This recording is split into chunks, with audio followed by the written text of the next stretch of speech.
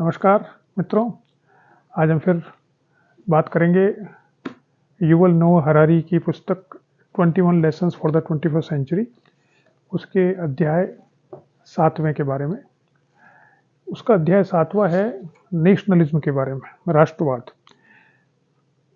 Harari मुख्य रूप से 21वीं शताब्दी की जो समस्याएं हैं उसके बारे में उसने लिखा है कि इन समस्याओं का समाधान हमें कैसे देखना चाहिए।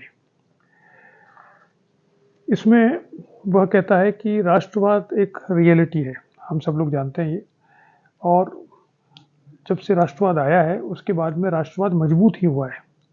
ऐसा माना जा रहा था कि ग्लोबलाइजेशन आने के बाद में राष्ट्रवाद कमज़ोर पड़ जाएगा, क्योंकि ग्लोबलाइजेशन के अंतर्गत हमने देखा कि उसका अर्थ ये था कि राष्ट्र की सीमाओं से समान व्यक्ति और विचार ये प्रतिबंधित नहीं होंगे और पूरी दुनिया में फैलेंगे।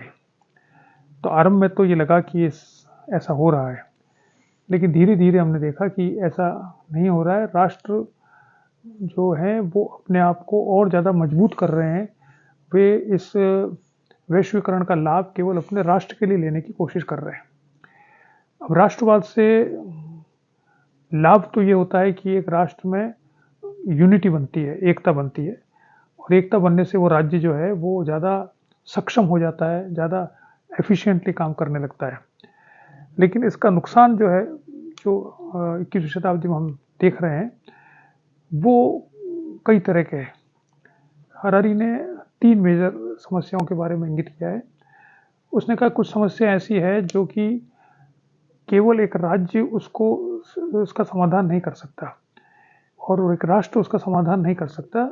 वो पूरे प्लेनेट पर वो समस्या है जिसका समाधान करने के लिए सभी राज्यों को एकजुट होना पड़ेगा और राष्ट्रवाद की अपनी सीमाओं से बाहर निकलना पड़ेगा। और वो 3 समस्याएं बताता है मुख्य रूप से। सबसे पहली समस्या हम जानते हैं वो न्यूक्लियर वॉर हो सकती है, या न्यूक्लियर जो डेवलपमेंट है, विकास हो रहा है, उसके बारे में। दूसरा बताता है इकोलॉजिकल समस्याएं, क्लाइमेट चेंज के बारे में हम बात करते हैं। तो अगर आणविक शस्त्र बन रहे हैं तो आणविक शस्त्रों पर नियंत्रण रखने के लिए पूरी दुनिया को किसी न किसी प्रकार की साझेदारी करनी होगी, उनको समझौता करना होगा, उसमें राष्ट्र की सीमाओं से बाहर निकलना होगा और ये प्रण लेना होगा कि जो छोटे मोटे लड़ाइयाँ राष्ट्रों के मध्य में होती है उसमें आणविक शस्त्रों का प्रयोग नहीं किया जाएगा। इस दिशा में काम भी चल रहा है। दूसरा उसने कहा कि क्लाइमेट चेंज। अब क्लाइमेट चेंज जो है उससे जो परिवर्तन हो रहा है, पृथ्वी की जो तापमान में वृद्धि हो रही है निरंतर, वो किसी एक देश के लिए नहीं हो रही, वो सारी दुनिया में सब जगह पर ये समस्या धीरे धीरे आ रही है। किसी पर इसका प्रभाव अभी दिख रहा है, किसी पर बाद में दिखेगा, लेकिन पूरी दुनिया इससे प्रभावित हो रही है और इसका सामना करने के लिए भी कोई एक राष्ट्र सक्षम नहीं है। इसी प्रकार से उसने कहा टेक्नोलॉजिकल एडवांसमेंट जो हो रहा है, जो तेजी से टेक्नोलॉजी में परिवर्तन आ रहे हैं, जैसे जो आर्टिफिशियल इंटेलिजेंस का उदाहरण दिया उसने, वो भी किसी राष्ट्र तक सीमित नहीं है। उसमें जो नए नए प्रकार की जो सुविधाएं आ रही है और नए नए प्रकार की इम्प्रूवमेंट हो रहे हैं, उससे एक बहुत बड़ा खतरा भी उत्पन्न हो सकता है, क्योंकि बायोटेक्नोलॉजी और आर्टिफिशियल इंटेलिजेंस इसके मिलने पर ऐसा हो सकता है कि आने वाले समय में मनुष्य की जो बायोलॉजिकल जो बॉडी है वो भी परिवर्तित हो जाए और मनुष्यों के बीच में जो डिफरेंसेस हैं वो डिफरेंसेस इतने ज़्यादा हो जाएं कि मनुष्यों की भी 2 जातियां हो जाएं।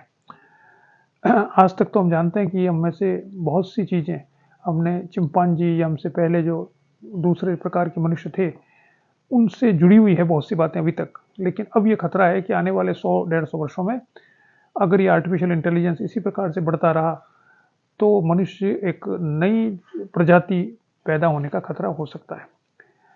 तो हरारी का ये कहना इसलिए कि ये 3 समस्याएं हमारे सामने मोटे रूप में है ही, जो किसी राष्ट्र की सीमाओं से प्रतिबंधित नहीं है, और इनका सामना करने के लिए हमें राष्ट्रवाद को सीमित करना होगा किसी न किसी प्रकार से। चलिए आज इतना ही देखते हैं। नमस्कार।